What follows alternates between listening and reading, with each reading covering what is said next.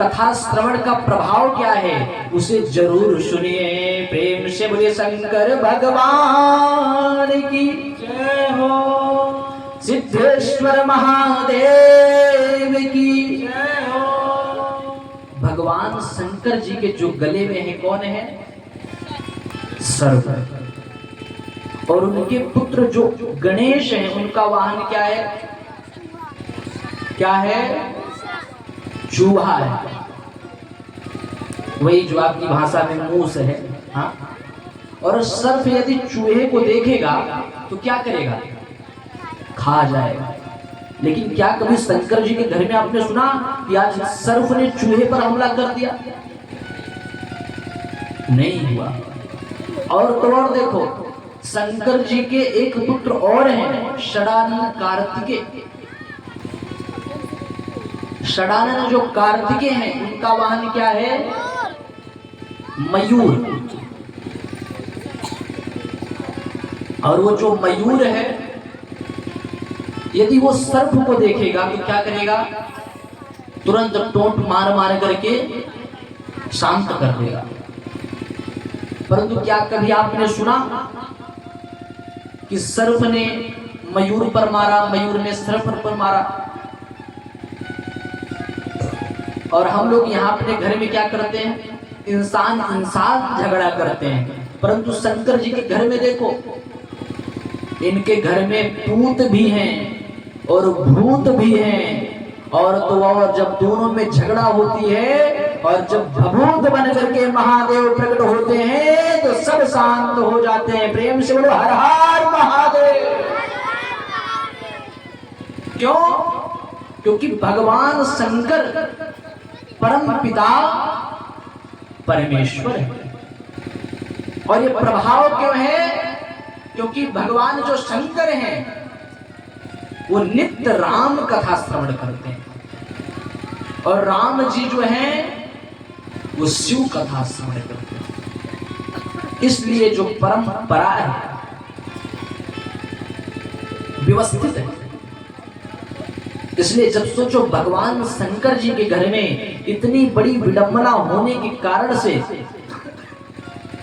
कुछ तक नहीं होता है, तो हम सबके घर में इससे बड़ी तो कोई विडंबना है नहीं। इसलिए हम सभी को कथा श्रवण करना चाहिए। आगे सुखदेव जी से फिर प्रश्न करते हैं परीक्षित कि हे प्रभु मुझे एक चीज बता दीजिए। क्या कहते हैं? कौन कहते हैं? श्री परीक्षित जी कहते हैं सुखदेव जी से कि हे प्रभु हमें एक ऐसा उपाय बताई दीजिए कि जिसको करने से इंसान की जो गरीबी है वो अमीरी में बदल जाए, और जो अमीर है यदि वो गरीब होना चाहता है तो गरीब भी हो जाए। भगवान ने कहा कामः सर्व कामोमा। भगवान ने कहा जिसका कोई काम ना हो और जिसकी सभी कामना हो उसे क्या करना चाहिए? भगवान हरि नारायण की पूजा करनी चाहिए। जब व्यक्ति भगवान हरि नारायण की पूजा करेगा तब जाकर के उसकी जीवन की जो दशा और दिशा है वो बराबर ठीक हो जाएगी। और सभी तब होगा जब हम सब लोग इंसान में सबको भगवान की दृष्टि से देखेंगे। हिंसा जलन को छोड़ करके किस भाव से? सिया राम में सब जग जानी और करहु प्रणाम जोर जुग पानी। इस भावना से जब हम सभी को मानेंगे तो जाकर के भगवान हमारा कल्याण कर देंगे।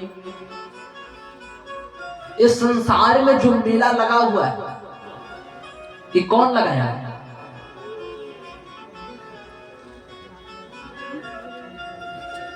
कौन लगाया है? भगवान लगाया है। कैसा मेला लगाया तूने श्याम, सारी धरती जपे तेरा नाम। भगवान ने कैसा मेला लगा दिया है कि समस्त संसार की जो धरती के व्यक्ति हैं, वो चाहे मानने वाले हो ना मानने वाले हो, परंतु भगवान की मेला को जरूर श्रवण कर रहे हैं। क्यों? क्योंकि भगवान ने ऐसे मेला को लगा ही दिया है। कुछ लोग कहते हैं प्रभु ये संसार जो है ना, ये बहुत प्रेम करता है, बहुत आनंद आता है संसार में जीने में, आता है। हमें बहुत हमारे भैया चाहते हैं, हमारा पड़ोसी हमारा दोस्त हमें बहुत मानता है। वो तो कहता है मैं मर जाऊंगा तो जिएगा नहीं, जीते जी खत्म कर लेगा अपने आप को। ऐसा है क्या? कोई नहीं है ऐसा, संसार में कोई नहीं है। कुछ पंक्तियां संत जन वर्णन करते हैं। झूठे नाते झूठे रिश्ते, किसका कौन हुआ है, कब बाजी उल्टी पड़ जाए, जीवन एक जुआ है। ये जीवन जो है ना, एक जुआ है, कोई किसी का नहीं है। पूज्य गुरुदेव भगवान एक बहुत सुंदर सी कहानी इसको बताते सुनाते, और ये पद्म पुराण में इसकी कथा भी है, विस्तार है। विस्तार क्या है कि एक ब्राह्मण था जो संत के रूप में विद्यमान था। एक छोटा सा व्यक्ति था, सामान्य 20-22 वर्ष का बच्चा था। वो गुरु जी से पूछता है, प्रभु स्वामी जी मेरे घर वाले मुझे बहुत चाहते हैं, इतना चाहते हैं, वो तो मेरी मम्मी जो है ना बहुत मानती है, मेरे पापा मेरे भैया, जो मेरी पत्नी आई है ना इतना चाहती है, इतनी चाहती है मुझे, क्यों राम। वो तो कहती मैं आपके बगैर जी ही नहीं पाऊंगा। स्वामी जी ने कहा सब झूठा है, यहां कोई किसी का नहीं है। उसने कहा नहीं, मुझे आप ही झूठे लग रहे हो, मेरे घर को तोड़ रहे हो, परिवार को बर्बाद कर रहे हो। भगवान ने कहा अच्छा मैं आपको एक सिलेबस तैयार करता हूं, आप उस तरीके से कार्य करें। बोले क्या? बोले कल घर जाना और थोड़ी सी डेहरी जानते हैं ना, कौन सा जो द्वार पे थोड़ी सी ऊंची सी बनी होती है चौखट टाइप की, उसी में जब थोड़ा सा जाना और पैर लगे तो थोड़ा गिर जाना और नेत्र बंद करके सो जाना, और वो तुम्हें श्वास रोकने की जो विधि है, श्वास रोक लेना, वो तुम्हें मैंने अच्छे से बताया है। बोला फिर? बोले जो जब तक मैं ना कहूं तब तक उठना मत, संसार का मैं सच्चाई तुम्हें बता देता हूं। बोला ठीक है स्वामी। रात्रि हुआ, घर पहुंचा, और घर पहुंचा जैसे उसके चौखट पे पैर लगा, गिरा, थोड़ा सा ब्लड निकला और नेत्र बंद करके उसने श्वास को रोक लिया। घर से मां निकली, हाय राम मेरा बेटा चला गया। पिता निकला, मेरे कंधे का बोझ, मेरे बोझ को थामने वाला जो मेरा पुत्र था चला गया। बहन निकली, मेरा भाई चला गया, राखी में किसको बांधूंगी। भाई निकला, मेरा सगा भाई था जो मेरे सुख दुख में लाठी बन करके खड़ा था, वो चला गया। पत्नी निकली, हाय राम, अपनी चूड़ी फोड़ने लगी, मेरा तो सुहाग ही चला गया, मैं कैसे रहूंगी जीवन में। सब रोने पीटने लगे। अब वो लेटे लेटे सुन रहा है, गुरु जी कितना झूठ बोलते हैं, कितने बड़े झूठे हैं। करें मेरे से कोई प्रेम ही नहीं करता, मेरे घर के रो रो करके परेशान हो गए, बुरा हाल हो गया। परंतु थोड़ी देर देख ही लेता। इतने में गुरु जी आ गए। गुरु जी ने नाड़ी चेकी। गुरु जी ने कहा श्वास तो भी है, परंतु इन्हें मैं जीवित कर सकता हूं, प्रभु जीवित तो करो ना। भगवान गुरु ने कहा एक लोटा जल लाओ, और तुरंत उस जल को अभिमंत्रित किया। बोला इस जल को जो पिएगा, सब मां दौड़ी मैं पीऊंगी, पिता दौड़ा मैं पीऊंगा, पत्नी दौड़ी मैं पीऊंगी, भाई दौड़ा मैं पीऊंगा, बहन दौड़ी मैं पीऊंगी सबसे पहले। संत जी ने कहा पहले बात तो सुनो, इस जल को जो पिएगा वो उसी क्षण मृत्यु हो जाएगी और ये तुरंत जीवित हो जाएगा। लोटा को मां की तरफ बढ़ाया। मां ने कहा प्रभु मैं पी तो लेती, परंतु हमारे स्वामी जी का क्या होगा। स्वामी जी की तरफ लोटा बढ़ाया। स्वामी जी ने कहा जब ये हमारे दुख सुख झेलने के लिए तैयार हैं तो हमने भी 7 वचन निभाया है कि जीवन बुढ़ापा इनका काट देंगे। बहन की तरफ बढ़ाया। बहन ने कही अभी एक भाई और है और अभी जीवन मेरा हुआ क्या है, जो गया सो गया, जाना तो सभी को है। भाई की तरफ बढ़ाया तो भाई ने कहा बहुत कुछ हो जाएगा, कोई बात नहीं। पत्नी की तरफ बढ़ाया तो पत्नी ने कही कि क्या करें, अभी तो मेरी बहुत आयु हुई नहीं है, दूसरा देख लेंगे, अब जो गए सो गए, क्या करें। प्रभु ने कहा बेटा नेत्र खोल। जैसे नेत्र खोला फूल फूल कर रोने लगा और गुरु जी के चरणों में गिर गया। हे प्रभु आज मेरी नेत्र खुल गई कि मेरे घर वाले मुझसे कितने प्रेम करते हैं। और इसको सुना और गुरु जी के साथ जाकर के वैराग्य ने। तो इस प्रकार से जीवन की कुछ सच्चाइयां भी। अब आप लोग ऐसे मत करना कि बेहोश होकर गिर जाओ तो पहले इंसान, हाँ प्रेम से बोलो हर हर महादेव। तो इस प्रकार से वर्णन करते शंकर जी की जो कथाएं हैं, अमृत हैं, वे एक अलग ग्रंथ है। राम जी का जो पुराण है, राम कथा में हमें क्या मिलता है सीखने को, एक हर चीज मर्यादित करने को मिलता है। शिव महापुराण में क्या मिलता है कि यदि आप प्रेम से करने दोगे तो करेंगे, नहीं तो सठे साठ्यम समाज, जबरदस्ती करेंगे। और भागवत में क्या मिलता है कि यदि हमें बांसुरी बजाने आता है तो जरूरत पड़ने पर हमें चक्र उठाने भी आता। ये भागवत सिखाता। इस प्रकार से भगवान ने, संत ने उस व्यक्ति की आंख खोल करके उसका भी उद्धार किया। प्रेम से मुझे भक्त वत्सल भगवान की जय हो। आगे भगवान ने स्वविड का उदाहरण दिया। स्वविड मतलब क्या, ग्राम सिंह। स्वविड मीन्स ग्राम सिंह। ग्राम सिंह मीन्स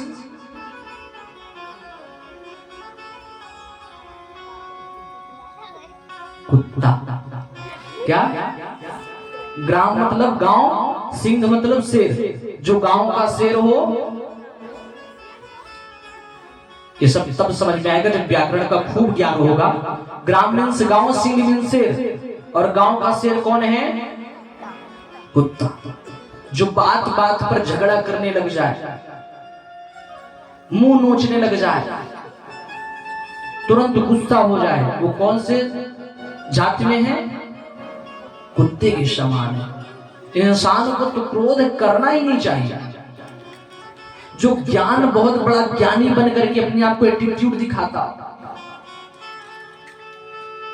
तो ऐसे ज्ञानी, ऐसे तो इनसे अच्छा तो शास्त्र में वर्णन है कि गधा है, बहुत ज्ञान का भंडार, ये बहुत भारी है। ज्ञान का मतलब तो वो जिससे आप हल्के हो जाओ। भगवान ने वर्णन किया कि जो इस प्रकार से वर्णन करता है, जो बात बात पर मांस मछली खाता है, नोचता है, उसको देख करके गंजंगरी सुगर भी बहुत प्रसन्न होते हैं।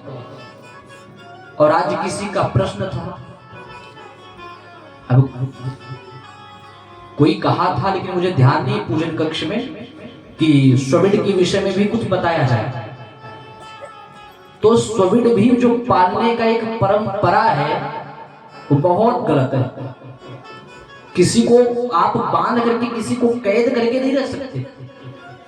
मैंने माना आपने द्वार पर रख दिया, बांध करके उन्हें खिलाया पिलाया, लेकिन जो शहर में देखिए बड़े बड़े घरों में देखिए तो बढ़िया कार से लेकर के घूम रहे हैं, शैम्पू से नहला रहे हैं। माता जी को बढ़िया शैम्पू मिल नहीं रहा है, बाल धोने के लिए कुत्ते को 150 रुपया वाले शैम्पू से नहलाया जाए। हाँ, अच्छी अच्छी सैंडविच खिलाई जा रही है उसे, घर वाले के पास तो खाने को नहीं है। तो इस प्रकार से जो करता है उसके घर के कभी पितर भी प्रसन्न नहीं रहते। उसी में कुत्ता खा रहे, उसी में मुंह लगा के वो भी खा ले रहे, क्या मतलब? इस प्रकार से जो कार्य करता है उसे समुद्र की हिसाब से श्रविण का उदाहरण दिया गया।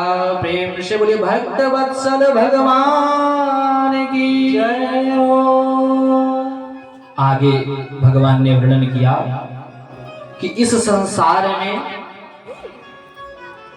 कायः क्लेशो तपः, तप क्या है प्रभु?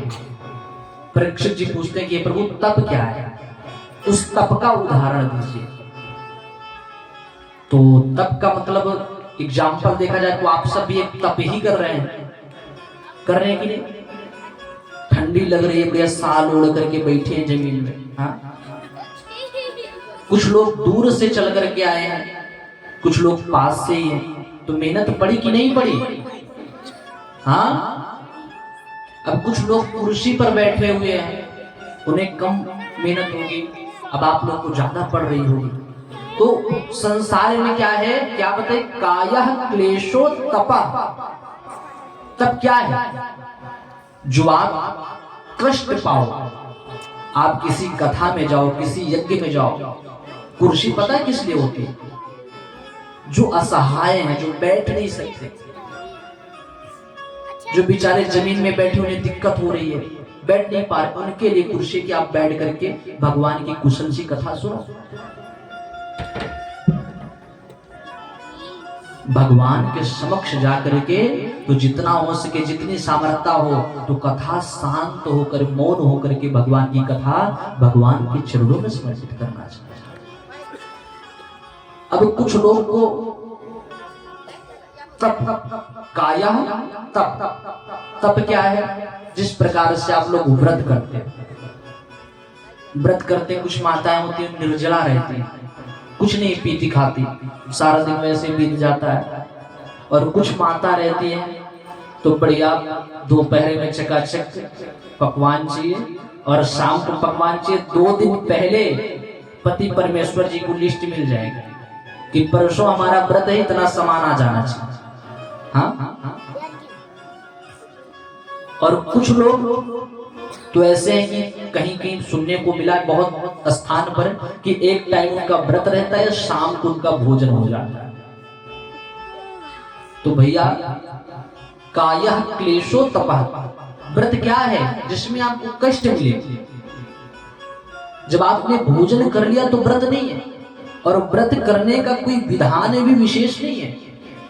समस्त वैष्णव जितने भी हैं सबको एकादशी का व्रत करना चाहिए। जो शैव है वो शिवरात्रि रहे या सोमवार रहे, इस प्रकार से विधान है। अब तो इतने सारे व्रत हो गए हैं कि बेचारा नॉर्मली व्यक्ति रहे तो व्रत में ही परेशान रहे। इस प्रकार से जो वर्णन है कि कायः क्लेशो तपः, जहां आप भगवान के कार्य में साधारण से बात, जितना आप तप कर लो, जितनी आप तपस्या कर लो, वही आपका व्रत। इस प्रकार से जो कार्य करता है उसके भगवान सभी मनोकामना को पूर्ण करते हैं। आगे भागवत जी में 10 लक्षण बताए गए। सर्ग विसर्ग स्थान पोषण उति मनवंतर ईशानु कथा निरोध मुक्ति और आश्रय। तृतीय स्कंद में विदुर जी की कथा। विदुर जी को आप लोग जानते हैं? विदुर जी भी महाभारत में कौरवों की तरह एक धर्म थे, और विदुर जी बहुत सपोर्ट करते थे, परंतु कुछ कारणवश, कुछ दिक्कतें बस विदुर जी को घर छोड़ना पड़ा, कौरवों का स्थान छोड़ना पड़ा। क्यों छोड़ना पड़ा? क्योंकि उनका भी जो मान सम्मान था एकदम खत्म होता जा रहा था। जो आता तो वही डांटता था। विदुर जी ने कहा जहां अपना सम्मान नहीं होता है वहां नहीं जाना चाहिए। एवं धनुर्द्वार निधाय माया, उन्होंने अपने धनुष को उठा करके विदुर जी कौरवों के घर पे रख करके और सीधा चले आए। और भगवान आकर के बिजनौर के पास में विदुर जी की कुटिया है और वहां की एक विशेषता है क्या कि आप कभी भी जाए, गर्मी ठंडी बरसात, लेकिन आपको वहां प्रसादी में केवल बथुआ का साग मिलेगा, वही वहां की प्रसाद है। भगवान वहां पहुंचे, पहुना बन करके पहुंचे और वहां पहुंच करके भगवान वहां केले का छिलका खाए। दुर्योधन के मेवा मिश्री त्याग करके वहां केले के छिलका खा करके गुजारा किए। क्यों? क्योंकि भगवान ने कि वहां जो व्यवस्था थी, मान सम्मान छवि थी, वो क्षति पहुंच रही थी। इसलिए भगवान ने कहा कि जहां अपना मान सम्मान हो वहीं जाना चाहिए, भले कितना मेवा मिश्री मिले। और आजकल समझ क्या है कि कितना भी कोई डांटे थप्पड़ मार दे, परंतु 5 रुपए ज्यादा मिलेगा वहीं इंसान चला जाता है। तो ऐसा बिल्कुल नहीं करना चाहिए। भगवान सदैव विश्वासम परम शुद्धम, व्याकरण कहता है भगवान सदैव विश्वास के भूखे रहे। भगवान का नाम है भक्त वत्सल, जो भक्तों के प्रति वात्सल्य हो जाए। व्याकरण कहता है जो भक्तों के प्रति वात्सल्य हो जाए वही भगवान है। भगवान का नाम है गरीब निवाज, जो गरीबों की यहां भी वास करे, छोटा बड़ा देख करके भाव में जाकर के उसके यहां भी भोजन ग्रहण करे, वही भगवान है। भगवान का कुछ वर्णन और है, दीन बंधु, जो तीनों के ऊपर कृपा करे, उसे भगवान गरीब निवाज के रूप में देखते हैं। प्रेम से बोले गरीब निवाज भगवान की। इस प्रकार से भगवान ने आगे वर्णन किया और भगवान ने आगे संसार की भी विस्तृतियां शिव महापुराण में दी गई। भगवान ने गीता में, श्रीमद् भगवत गीता में एक श्लोक है, दुखालयम अशश्वात। हम लोग क्या समझते हैं ये संसार क्या है?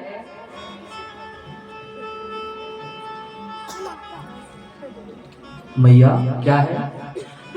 सबसे श्रेष्ठ आप ही लग रही है मुझे। हाँ, दुखालयम, ये दुखों का आलय। आलय मीन्स घर। क्या है? आलय मीन्स घर। और जो दुखों का आलय क्या है? दुखालयम अशश्वात, ये दुखों का घर है भैया संसार। जो आपको लगता है कि बढ़िया खूब चकाचक की मेवा मिश्री खाएंगे और चकाचक आनंद करेंगे, तो ये संसार में सुख है ही नहीं। इतना तो पता है आप सबको, आलय का मतलब घर। आप देवालय में जाएंगे तो मंदिर मिलेगा, भोजनालय में जाएंगे तो भोजन मिलेगी, औषधालय में जाएंगे तो औषधि मिलेगी, और जब दुखालय में जाएंगे तो क्या मिलेगा? दुख मिलेगा। और आप सब कहाँ आए हैं? ये जो संसार ही है तो दुखों का आलय है। अब उदाहरण देकर आपको समझाते हैं ये दुखालय कैसे है। एक एग्जाम्पल मान लो, और एग्जाम्पल ये केवल मोनू भैया पर ही दिया जा रहा है। हाँ, मान लिया कि इन्होंने एक छोटी सी बच्ची किसी को दे दिया, मान लो गौरी को ही दे दिया 500 की नोट, जाओ बढ़िया से आम लेकर के आओ, और बढ़िया गई दुकान से आम लेकर के। अब अंकल ने कहा बिटिया इसको पानी में डाल दो, ठंडा हो जाएगा, गर्मी का टाइम है, खूब बढ़िया खाएंगे हम लोग। और जब पानी के बाल्टी में डाला, थोड़ी देर बाद निकालो तो क्या हुआ? वो गल गया। गल गया मतलब महाराज समझ में नहीं आई बात ना? समझो, समझ में आया। गल गया। मोनू भैया आम गल गया। कैसे गल गया? कहां से तुमने लिया? तुरंत देवसड़ा ग्राम पहुंच गए, चौराहे पे कोई गीता वाली फल की दुकान है, तुम ठगते हो, 500 की नोट दिया था, सारे फल कर गए, कैसा फल दिया तुमने? उसने कहा भैया हमारे ऊपर गर्म मत हो, बोर्ड देखो मैंने बोर्ड लगा रखा है। क्या बोर्ड में लगा रखा था? नकली फलों की दुकान। नकली फल था। गीता में भगवान भी कह रहे मैंने बोर्ड लगा रखा है, दुखालयम सस्वात, जो संसार है दुखों का आलय है, और हम सब असली समझ कर ले आ रहे हैं सुख है सुख है। जो सुख कहां से है? किसी दिन बल्टी के पानी में गली नजर आए।